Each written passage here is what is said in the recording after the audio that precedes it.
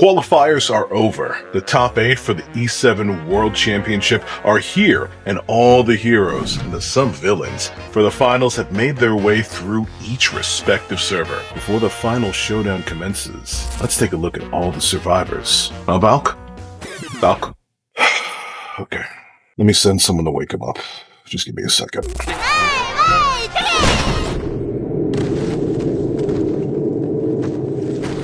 Huh? Oh, I'm awake.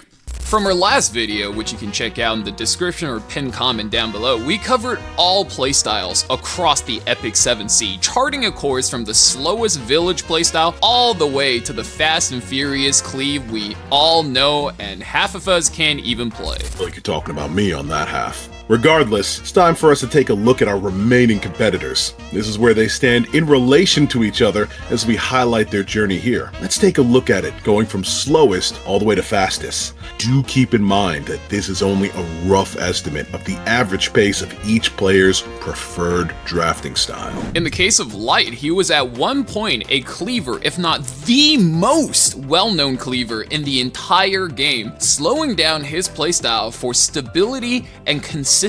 Just because his preferred playstyle is slower does not mean he can't play fast. Which is something we can also say for SYAC, whom we saw navigate his way through the gulags that is the Harsetti matches, but he has also shown great range when called upon. His speed units are more than enough to end the game if his opponents give him the chance. Kukerbat has always been a very creative player. Being a chef IRL means he's used to the scorch and burns that could occur during the cooking process, and he's brought the fire with him this year with a well-crafted counterattack composition specifically designed by pre-banning the Mort, letting Jesus take the wheel and taking him to the promised land. Mutsumi has shown an unbelievably deep bag, capturing wins with characters like Guard Captain Crow and Fene, but his ability to adjust his game plan and to counterpick his opponents makes him a standard player to be feared. Xiaoxuanai embodies the Asia playstyle where speed is king, but don't be fooled, his hero pool is just as deep. If you mistake him for a cleave-only player, he will break your ankles with the pivots he'll be making. Facepump and Narrows are two peas in a pod, very fearsome players able to leverage their speed to create one-turn kill strategies. But as you know, when strategies go fast, they run out of gas, and if that happens, it might be a very bad look for the both of them.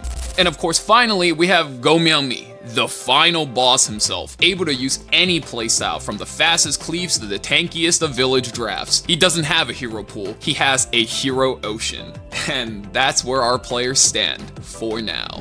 At the end of the day, these are just the preferences we've seen thus far from our players. These accounts are built to handle all kinds of situations, and in a format like the Lunatic Draft, pivoting from a slower tank down into a sudden cleave is a viable strategy, one of the many we've seen thus far. The show isn't over yet, and neither is my love for some of these players. So let's, me and Valk over here, just take a little gander and a brisk breeze through walking some of the highlights and moments we've fallen in love with so far.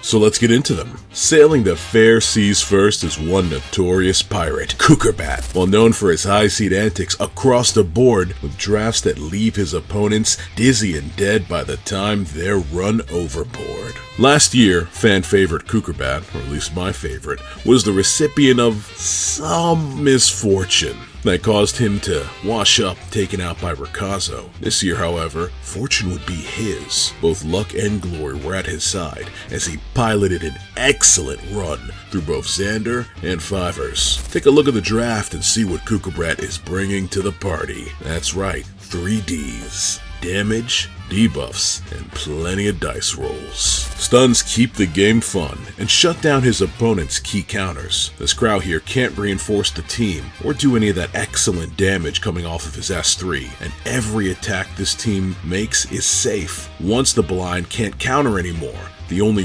real way that they could have been perturbed and disturbed. You see, these stuns are the perfect debuff going into the comp, as they give value in and out of turns this way. The damage is synergistic as well, all owed to Summer Soak Flan, a unit that relies on dual attacking and her focus bar, but with the Solitary on board, her access to these powerful sniper shots are shut down. Lucky for her, she gets a little help from Conqueror Lilius. Her basic attack always pulls one of her allies, meaning a 33% chance for a deadly blow. Finally, the Requiem we're on in the back plays well with the Para, and even better into the enemy, making sure they stay stuck with debilitating debuffs, like this defensive break, as well as increasing the cooldowns across the board for fivers. It's a sound strategy, and one that led Kukerbat to a resounding victory in the match. But there's something else I want to show you. You see that smug grin on his wanted poster?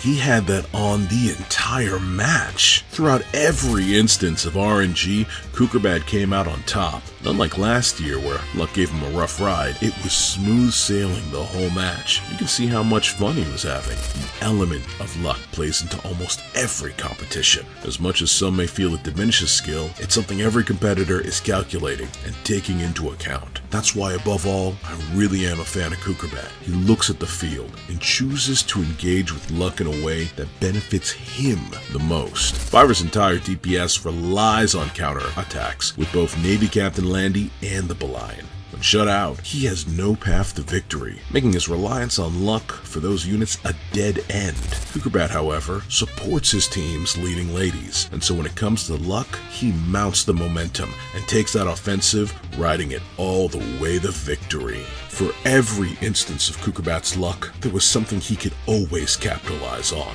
We've all had dual attacks that didn't matter, or 15% resistances that weren't lucky but did little to change the endgame. But here, when it mattered most, Kukerbat took risks that gave him the edge, and no one else. A masterful performance from a player like many others who learned a valuable lesson from last year's mistakes. I won't fall victim to the cruel whims of fate. This year, Kukerbat chooses his own destiny.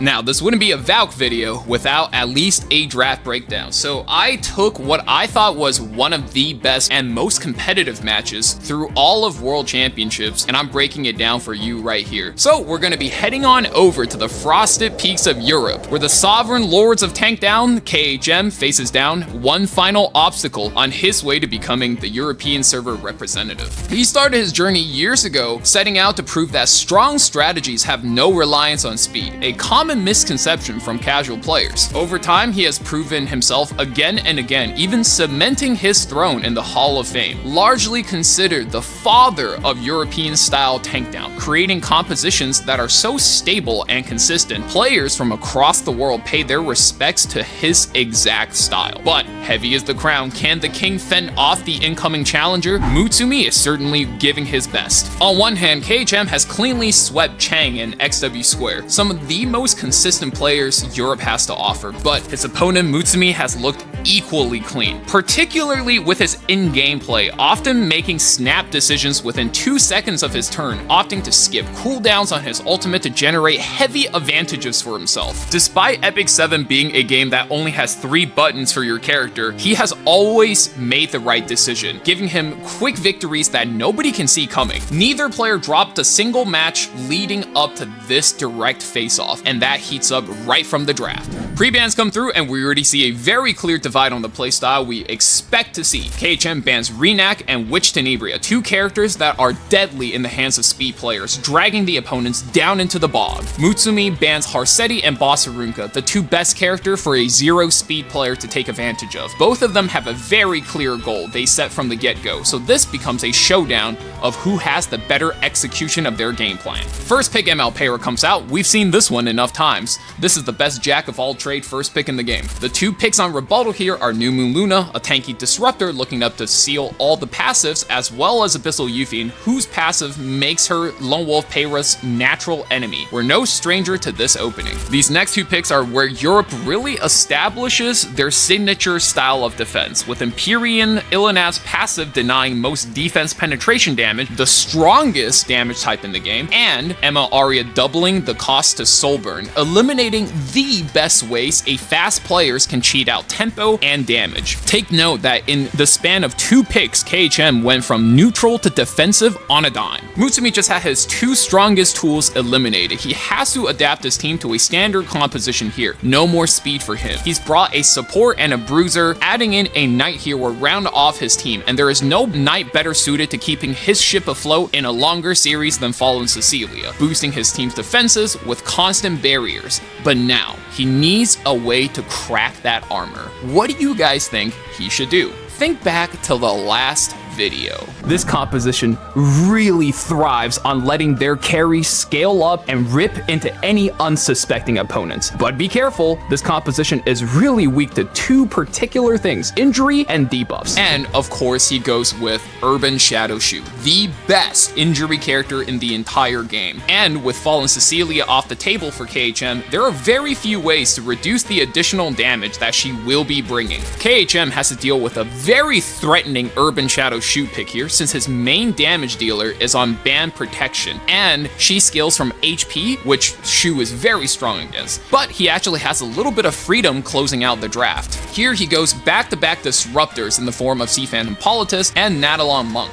One to enable dual attacks with Arya and hold Urban Shadow Shu's focus, while the other one can disrupt cooldowns, passives, and counterattacks. Back to Mutsumi, Green Celine in that last pick slot. Amongst high-ranked players, Celine is often memed on as a very high-risk, high-reward pick, since skilled players can often create more values with their units by simply skipping their non-attack skills for their characters. In this case, Sea Phantom Politis and Lone Wolf are heavily reliant on their supportive non-attacking skills. This gamble pays off big time, forcing KHM to ban her out lest he gives Celine a chance to pick off his disciplinary prefect Arya. For KHM, Sea Phantom was banned out, which really enables the Urban Shadow Shoe, giving Mutsumi the draft win. Loading up the match, KHM is actually the one to take the first turn, which he turns into a key advantage, leveraging his knock wall, raining down debuffs, delaying cooldowns, and disrupting the flow of Mutsumi's offense. With her passive sealed up, Shu loses the ability to hide in stealth against all of these single target threats, barely kept alive by Fallen Cecilia's Aureus artifact. And just as things are looking dire for the Rat squad, Mutsumi takes a critical play of using all of his souls, paying the ML Arya terrorist to provoke her for just one turn. And that was a clutch play, since she was go ahead of the Shu, which gives her a brief window to close out the kill. But with that threat out the way, Shu takes her turn, lays down the injury, but most importantly,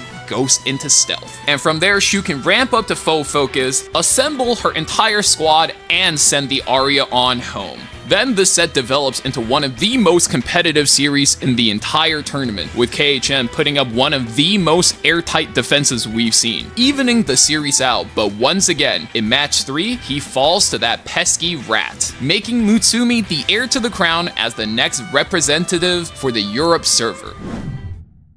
Everything that you just went over there, Valk, is exactly the reason this tournament is purely and absolutely filled to the brim with amazing talent, as we've had in years previous. But as we've also had in years previous, there's one monstrous threat looming behind it all. Korean Jesus himself. As we've put throughout the video, he has no distinct playstyle. He can play it all. He has a unit pool. He has the gear. He has the tenure. He's been here for almost the longest out of most players that have made it this far, and he is ready to take the crown. I think this could easily be KJ's year if I wasn't personally attached to Cougarbat. But beyond it all, he is the wall. Every strategy, every unit, every single piece of gear must be formulated with the thought, what does this do when I run into KJ? That's the question of the hour. Now we're simply waiting to see which one of these competitors has the answer. And we will find out the answer on August 16th, when the main tournament stage matches will be played live on twitch.tv/Epic7 or on the official Epic7 YouTube page. I am so excited for these matches, so we'll see you there. Yep, don't forget to check out the previous episode in this series. My name's Divine Shadow. I'm always happy to be with you, Valk, and we'll see you where we see you. Take care, and sail those seas free, everyone.